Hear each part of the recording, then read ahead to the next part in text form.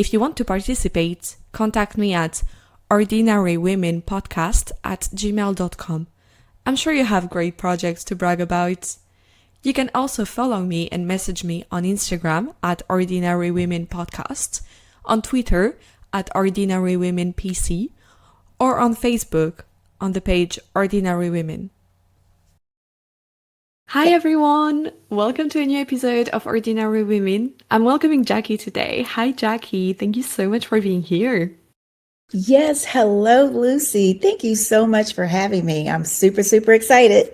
Me too. So excited to hear you talk. Yeah. Can you start by giving us a quick introduction of yourself, please? Oh, sure, absolutely. So my name is Jacquie Johnson. I go by Jackie O, my business name. I am the mother of 4 amazing human beings, and I have 1 grandson, and I'm called Jimmy. So I told them I don't want to be grandma and glamma, just let's come up with something fun. So they came up with Jimmy. I have an amazing husband who is such a great support system for me. And I am the oldest of 7 children.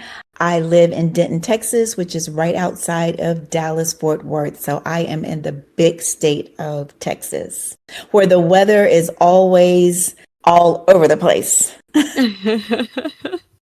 Yeah, you were just telling me that it's a bit cold today. Yes. Oh, well, I'm in London and it's raining, and I think no one will ever be surprised for that. And is there something unusual about yourself?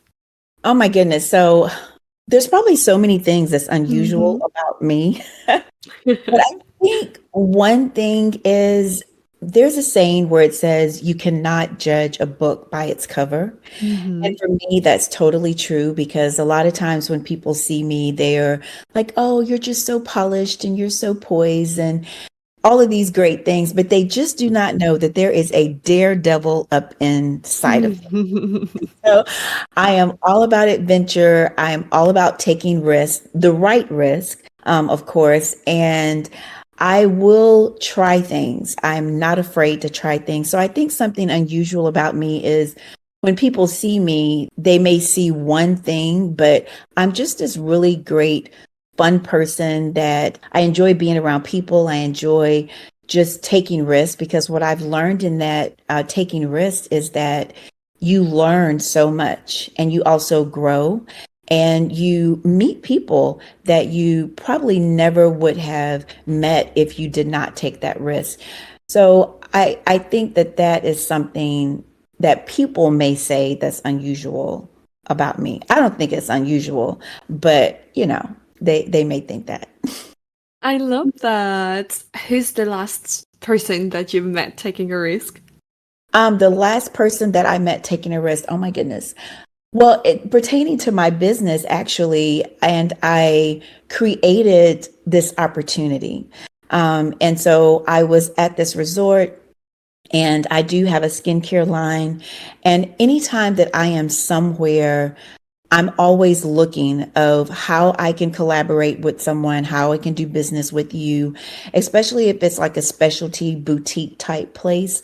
And so we were there for a wedding. So I went inside and my mind was churning, because I'm like, okay, I don't see anything similar to what I have, to what I was going to present to them.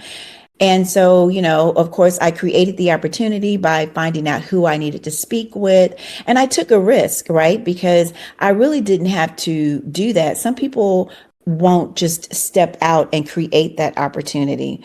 So I found out who the manager was. I talked to her. And of course, I had a sample. I always have samples on me. Gave her the sample. She loved it. She says, oh, can you send us your wholesale pricing? And the ball got going as that, as such. And so I think, taking a risk can be all types of things. It could be that in business when you're creating an opportunity. Another thing for me is I actually took an assignment and I worked in the Middle East, and I went all by my little self. And I worked over there and lived there. And so that sometimes people don't take those risks as well, but I did that. So there's so many things that I could name that, and I've traveled to different countries multiple times by myself. So I think, those are some risks that I took just to explore life and to live. That's amazing. I love to hear that. And I hope that this will turn, like they will turn in a great client, the Exactly. person, yeah, or like business partner. That's Exactly. super cool. I love it. Thank you for sharing. Because obviously here we talk a lot about being a woman. I like to start the podcast by asking, was there a moment or an event in your life when you realized that you are a woman? Hmm. Okay. Yeah.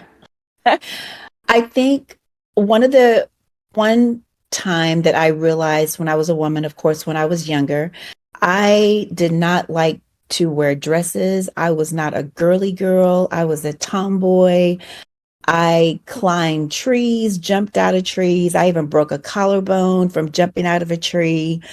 And I think as once I got into middle school, then things changed a little bit to where people were like, oh, you need to act this way and be a girl and not do this and do that. And I'm thinking, no, I enjoy doing these things. I don't want to wear a dress. I want to wear pants. And even to this day, I will wear dresses, but I prefer to be just comfortable. I may want to wear pants or jeans. So I think that was a time for me when I was younger. And then I just knew, okay, now I probably need to shift because that's what society was saying, right? You need to do this. And so I Mm. saw the difference there. And then I think another time was when I came into womanhood of having my menstrual cycle of that's when I knew that, okay, I am a girl, I am going into womanhood. And so I think those are two times that I could definitely say is when I realized I was a woman. Yeah, thank you for sharing. Do you still climb trees now? I do not. I am 54 now. And so I think if I were to if I were to climb a tree and fall and break something, I may not heal as quickly. So Yeah. I'm using some wisdom. The perks of childhood, being Yes, yes. careless because everything just goes back super easily. Exactly. And you know what? And that really kind of goes back to the innocence of childhood and children, of being risk takers, kind of like what I talked about Yeah. earlier with myself. And I believe that that's where it started, that I just, as a child, I felt that I could just do anything. And it just followed me on into my adulthood. So, yeah.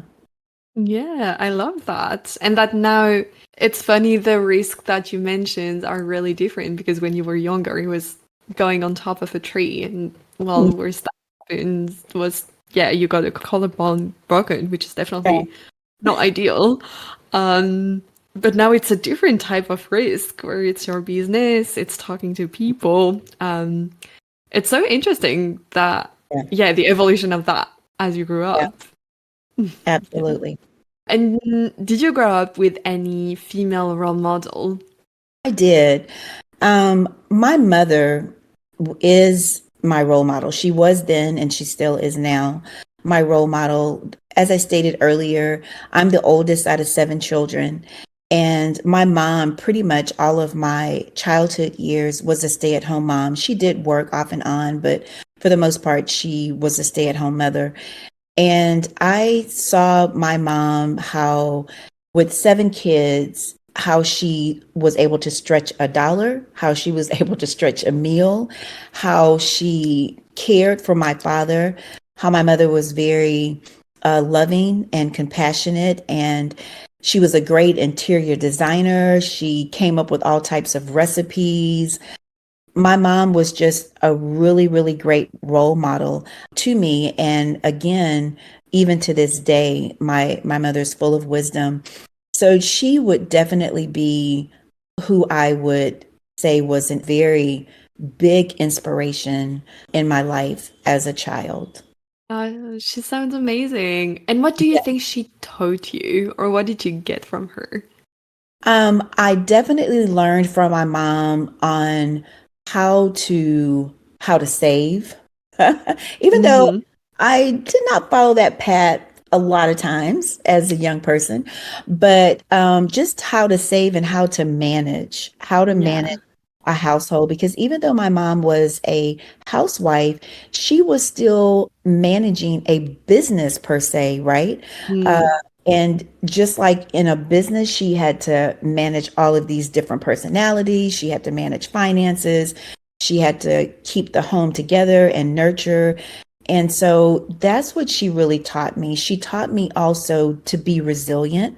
My father was a business owner in some parts of my life. And so the money wasn't flowing all of the time. You know, sometimes there were dry Mm. periods. And so I saw how my mom was very resilient, you know, and the times where it was a downtime, she still bounced back and she was just strong and she didn't stay down for long periods of time. And so I think that's what I learned from her is to be resilient, to be consistent in what I'm doing. Those are some really good values that I feel that I learned from her that I have brought into my own adulthood. Oh, I love that. So many great things to learn and keep with you Yes, and maybe pass on to your own children one day. exactly, exactly. And do you currently have any female role models? Yes, I do. You know, my role models in my current life at the moment are all people in my circle, people that I know. You know, it's great to have other role models outside and maybe people that you see all of the time. But I think it's important for us to look in our own inner circles because we do have people and women that are powerful and that they do inspire us on a day-to-day basis. So for me, that would be my two sisters, Brenda and Jennifer. And of course, my mom is still in the picture. And then a Dr. Sandra Rice Hardy. All of these people I talk to on a weekly basis, if not daily basis. And so we are always coming up with great ideas or just encouraging each other. And I'm inspired by things that they're doing and vice versa. And so that's who I would say I'm inspired by, you know, are people that's right in my inner circle. Because again, I feel that we can overlook people. We're so busy looking at someone else that we can overlook the people that's right in front of us that gives us inspiration and encouragement and the guidance that we need. That's so true. And I guess that you're also, at the end of the day, we're also probably more likely to be inspired by people who we can identify to and who we see more regularly and are closer to us. Yes, yes, Mm. correct. That is so true. They all sound amazing. And do you think that the lack of representation of women in society had an impact on you? Um, I think so. And but you know what? Even though there was a negative impact, what I do see now is that moving forward, that it's positive. We see a lot more women representation in society. There's still a lot of further way that we have to go, but I think that we have come a long way. And so that's what I really focus on really at this point of, okay, how can we move forward? How can we come together? How can we collaborate, on platforms such as yourself, Ordinary Women, where we can come together, we can share, and we all are on the same page of what we're doing, right? Of reaching people, sharing with people resources, and just helping them along the journey. So I think where there was a negative impact, now we can see some change. in that. And again, there's still a long way to go in reference to equality for us in the job market, equal pay and different things like that. But we are seeing more women being represented in CEO roles. We are seeing more women that have businesses. They have started their own businesses. So it's really going on, I feel, a positive upswing. And I feel that if we just continue to show up and continue to represent and be one unit together, we will continue to strive in the areas that we need to strive in. That's such a positive message. I love that. Yeah, so great. Thank you so much for sharing all of this. And I'd like to jump on kind of the second part of this podcast and talk about something that you have done or are doing, a project, life achievement, or like, yeah, whatever you want to share. So can you tell us what you want to talk about? Yeah, sure. So I do have a business, and my business is a wellness brand, and it's called Jackie O. And the way we actually got started in the business of the brand is back in, I don't know, maybe 2013, 2012, around that time. I was coming out of a marriage. So I was, about to be a single mom. And I had not been working at that time, so I wasn't in the job force. So I just recently had went back into the job market, and so I was living from paycheck to paycheck, just to be perfectly honest with you. My two daughters were still at home at that time, but they were 5 and 10, and they wanted to start a business. Here comes my risk taking, right? I had no idea of what was going to entail starting this business selling sugar scrubs. But they came to me, they said, Mom, let's do it. And I said, oh, okay, let's do it. And we did it. And for almost 8 years, we did this business. And not only did we sell all natural skincare products, we incorporated mobile spa parties for girls. And this is all while my daughters were young. And that first year, when we started our very first mobile spa party, that was in July, on the 29th of that year. From July to December, I think it was the 18th, we did 86 parties. Oh, That was wow. like huge for us because we had just started that year. And so it grew by word of mouth. And at that time, people were not, that was something unheard of, right? Doing mobile spa parties, going into the homes.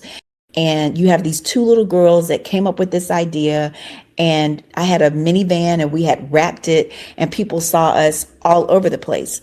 So we had an amazing time with that. I mean, my daughters, they were keynote speakers at major corporations, and they traveled, and they co-authored a book. And I mean, it was just an amazing journey that I had with them. But in 2019, we came together, and they decided they wanted to go into different areas. Well, by this time, I totally loved what I was doing, and we had phased out the mobile spa parties.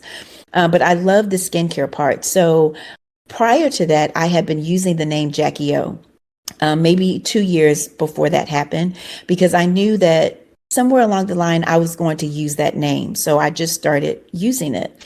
And I decided I was going to keep the skincare part of the business. So I took classes. I learned how to formulate products and different things like that for women. And that's how the Glow collection, which is my skincare line, came about.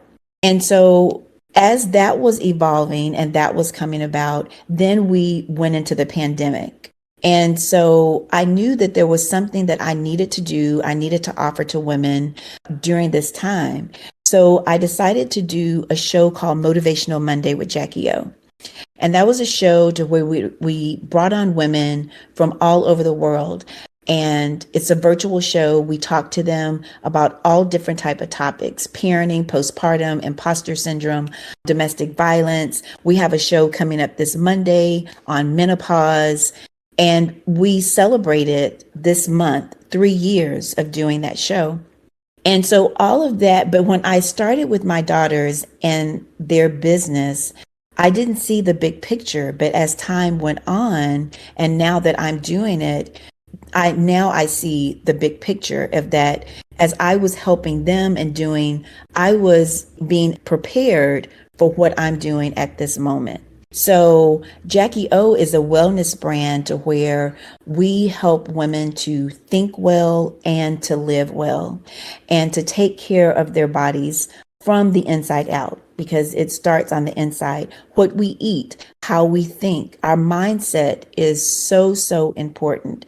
So that's really what I have going on and what I'm doing and about my brand, Jackie O.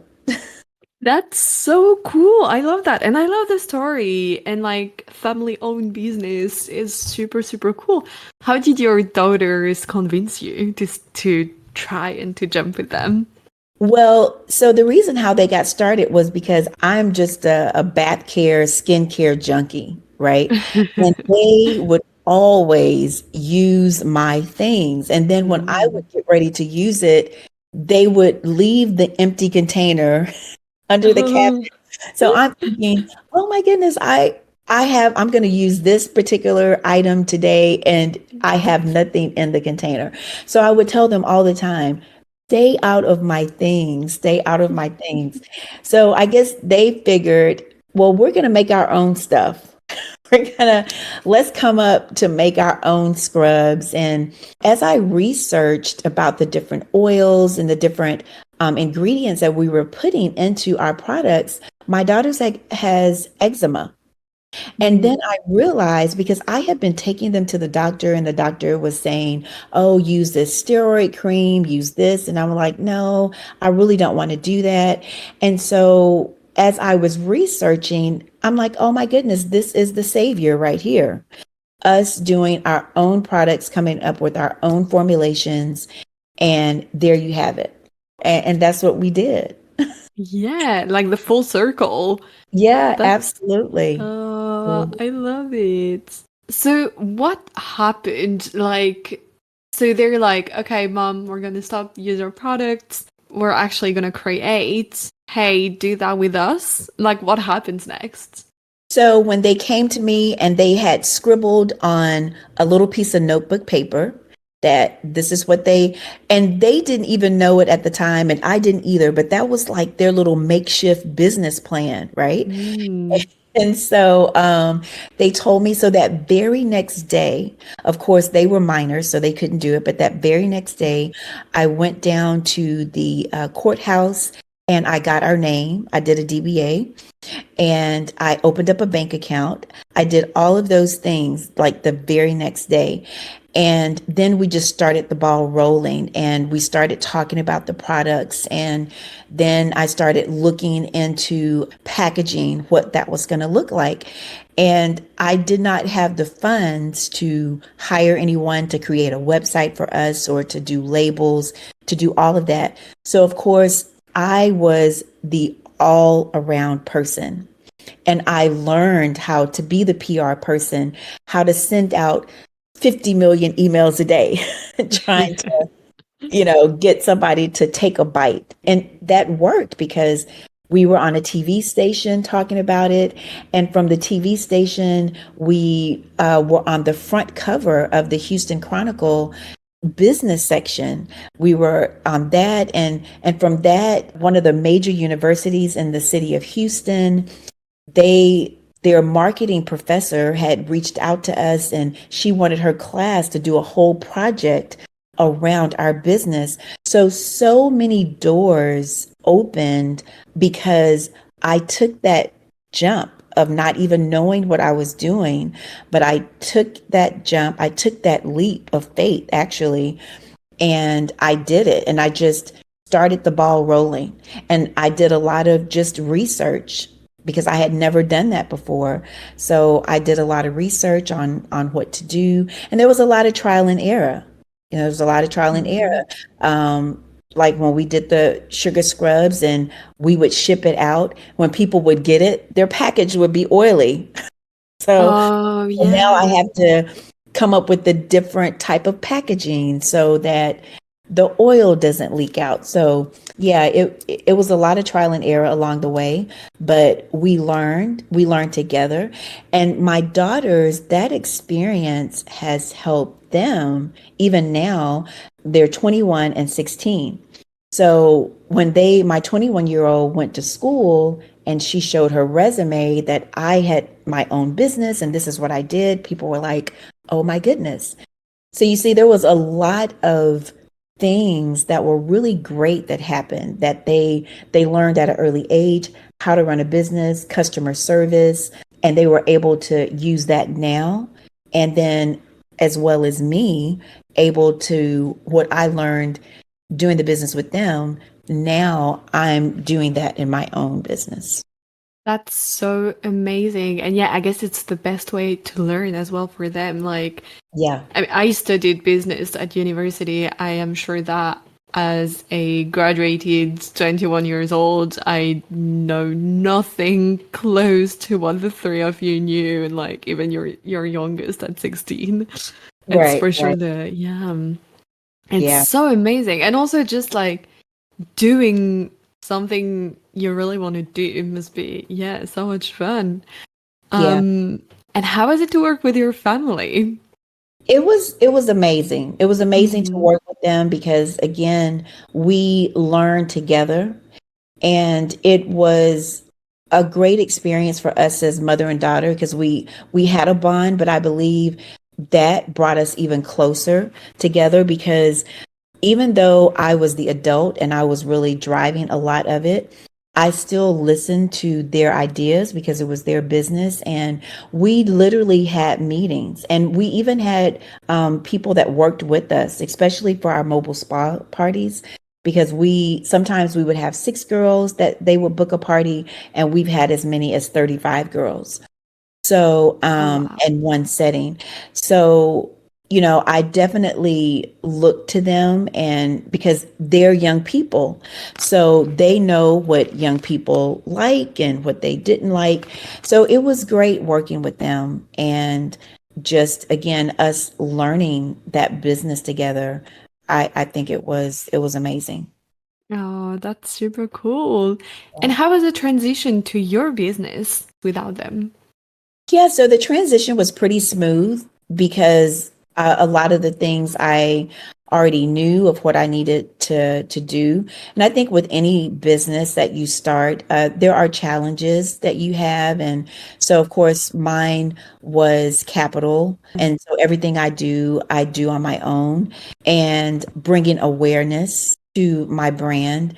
But other than that, the transition was great because it was something that I really love doing. I'm really passionate about the skincare and then just the whole brand itself. I'm passionate about women, and that really started in 2014 I'm sorry, 2004 when my middle son was killed in an accident.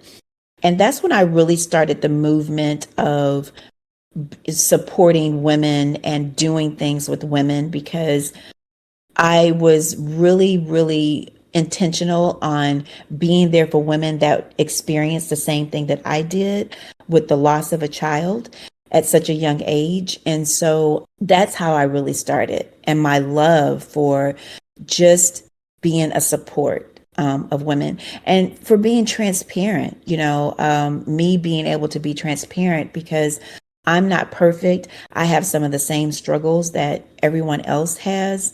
And as I'm teaching, because I'm an inspirational speaker as well, so as I'm teaching or speaking, I'm also talking to myself. I'm also reminding myself, girl, this is what you need to do. You need to be unplugging. You need to be turning off that phone. You need to have some self care. You might need to go see a therapist. Whatever it is, I also do the same things. And so I think that that's important. Yeah, and I'm sure that you must learn also from the community and like get some support from them. And I'm very sorry for your loss, by the way. Oh, Um, thank you. Hmm. but I'm sure they must work. I guess there is always kind of like in any business or anything that everyone does, We always do it a bit for ourselves, don't we? Yes. Yes. Yeah. But Absolutely. yeah, I love that. So, how did you do to make it evolve from just skincare to everything? So now having these webinars and all the support, etc. How did that happen? It happened again, going back to the passing of my son, because I was doing events and things like that for women at that time. And I did that for many years. And so life happened. I went through a divorce and I kind of put it on the back burner, but it was always something that I always loved doing and desired to do. So when I picked it back up again with Jackie O, the pandemic is really what pushed me even more into the space that I'm in now with Motivational Monday and doing speaking and things like that. So the transition was pretty easy going into that because we always need support. We as women and people in general, but because I deal with women, we always need support. And so I feel that it's important that when we have platforms, and all of us have a platform, all of us, whether you're a stay-at-home mom and you're at the grocery store every day and you run into someone, that's your platform, and to talk to someone then.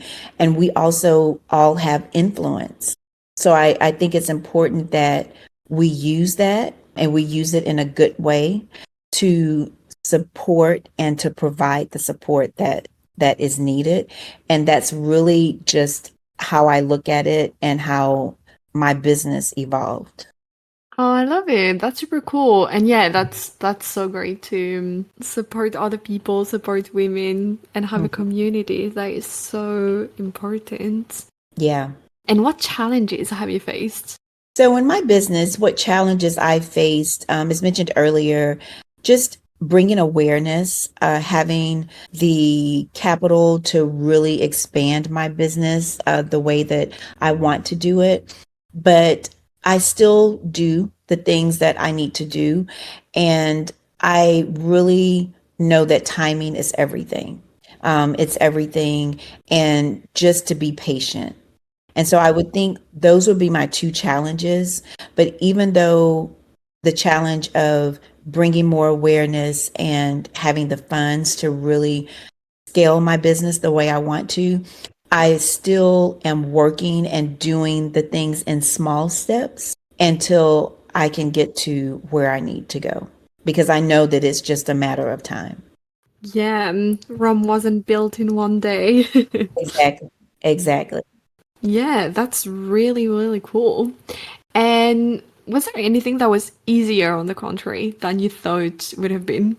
Yeah, I think for me, what was easy was just, I think just the transition itself, just Mhm. from my daughters to me. I think that was just an easy and a smooth process because of the fact that that is something that I was really passionate about and something that I really know that was needed, is to have a wellness brand that encompassed everything, about us. So I wouldn't say one particular thing was easy. I just think that was just a pretty smooth and easy transition for me.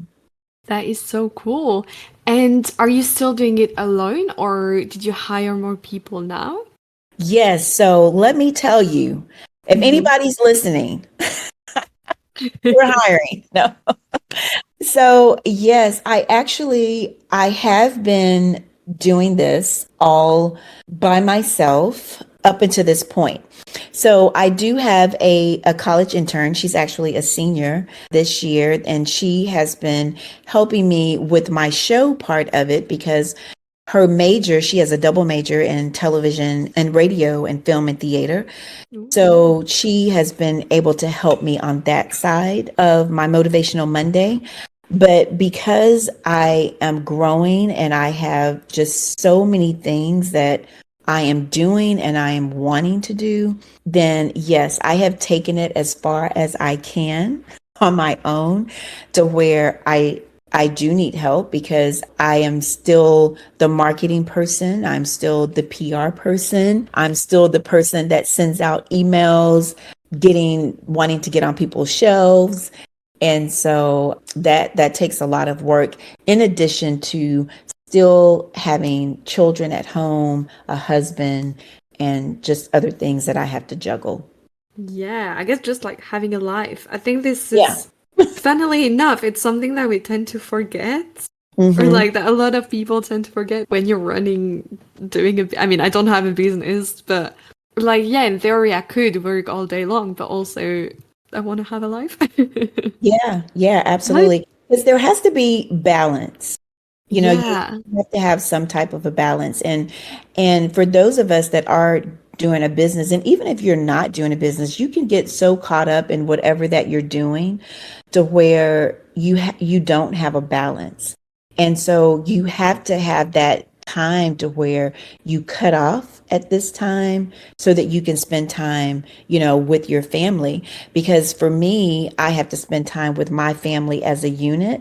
Then I have to spend time with my husband. I have to spend time with my daughters, and then just have my own me time, because it's Mm, very important that I unplug and that I spend time to myself. If it's just me sitting in a bubble bath, or yeah. just sitting in the backyard drinking a cup of tea, I don't have to be doing anything where I'm spending money, or it's just unplugging and having that time. So yeah, we really have to have balance in our lives. And I know some people, they're like, oh, well, you really can't have balance.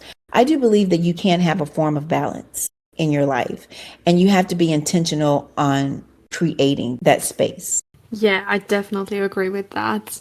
But how has it been then for you? Because I guess it's like for me, for instance, being an employee, I go to work, or even when I'm working from home, it's my work laptop and I have a time and I have like all these rules that are created for me. And also, it's not my business. So, if it fails, I'll be very sad for the founders, Right. but equally, it doesn't impact me that much.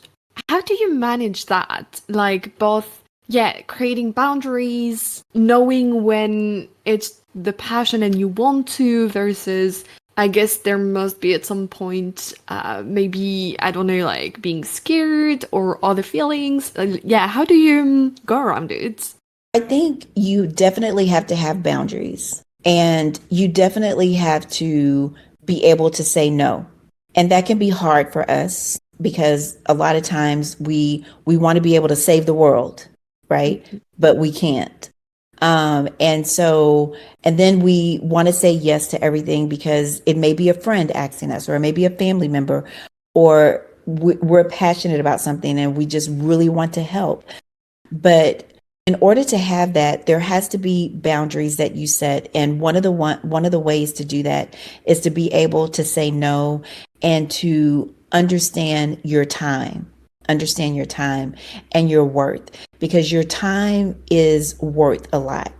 You can't get back time that you may have spent on something that you really should not be doing, even though you really want to do it. But is it something that you really need to do, right? Um, so I have not always been in this space of saying no, but I'm in this space now, and I'm okay with it. And I don't feel guilty about it because I know that I have to, at the end of the day, I have to take care of me. Because if I'm broken down and I'm sick, what good would I be to someone else? I can't do my business. I can't help my family.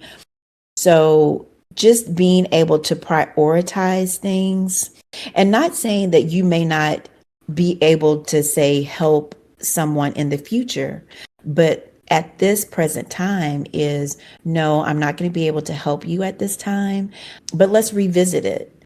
And even with phone calls, if I'm working on something, if I set a time and this is the time that I'm going to work on this, I'm not accepting phone calls. My phone is on silent. I'm not doing text messages. And I fall out of the wagon sometimes. I do. And I have to get myself back up, get back in the wagon and be like, okay, Jackie, okay. But when I'm very aware of it. And so that's when I'm like, okay, no, I can't. Because when you break that no and you start doing things, then you find yourself kind of like in a rabbit hole that you just Mm, keep going and going and going to where the things that you need to be focusing and doing, you have not even done that because you've gotten off task. And, I've even, if people have asked me to do something or have asked me to work on different projects for them, I'll let them know, hey, listen, I'll be able to get to it in a month because I'm working on this. And, I apologize, but that's just the soonest time that I have. So again, I feel that boundaries are really, really important that we set them. yeah, that makes so much sense. Thank you so much for sharing. And why are you proud of this? Well, I'm really proud of where I have been able to bring it to the point that it is. And of course, it hasn't been all by myself. I have had help along the way, and also just the community of women that is a part of the community that participates in things that we have. They have also been such a great help and such a great support to us. And so I'm proud that I can also, even when there's some moments of gloom or some moments of uncertainty, some moments of fear, because we all get that. But I'm proud that I have overcome it, you know, and that I didn't let those things stop me.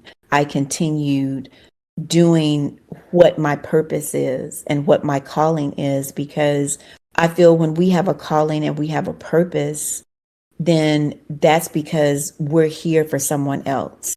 And if we stop doing what we're called to do, then that could be a hindrance to the person that we're supposed to be helping on this journey. So I feel that I'm proud of just my resilience, and I'm proud of just me being consistent in what I'm doing. I think that's important. Oh, that's amazing. I love to hear that. And we're going to conclude our episode on this. Thank you so, so much for taking the time, for Thank you sharing some parts of your life and your story with us and with me and everyone who's listening. so much for having me. Thank you. Before we conclude, is there anything that we didn't talk about and that you wanted to say before we stop? No, I think we have covered everything. But just one thing before we close that I would just like to share with everyone is Mhm.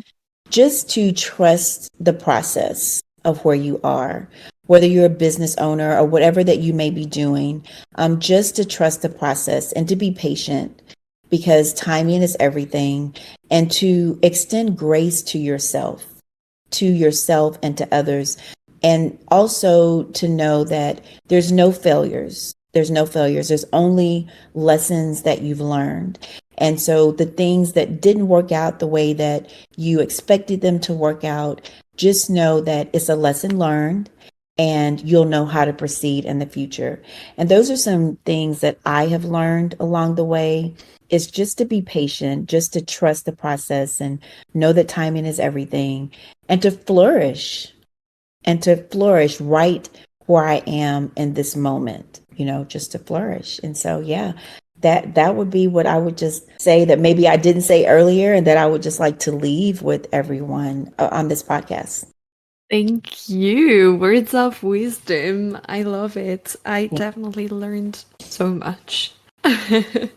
Well, thank you again for your time and for everything. And the tradition on this podcast is that the guest gets the last word, so the mic is yours. Okay, well, the last word I would say is to celebrate small wins. I know we talked a little bit about some of the challenges that we face as women, some of the challenges that I faced and that I still face in my business. But at the end of the day, we should celebrate everything that we do, every accomplishment, no matter how small it is, to celebrate that and to celebrate life.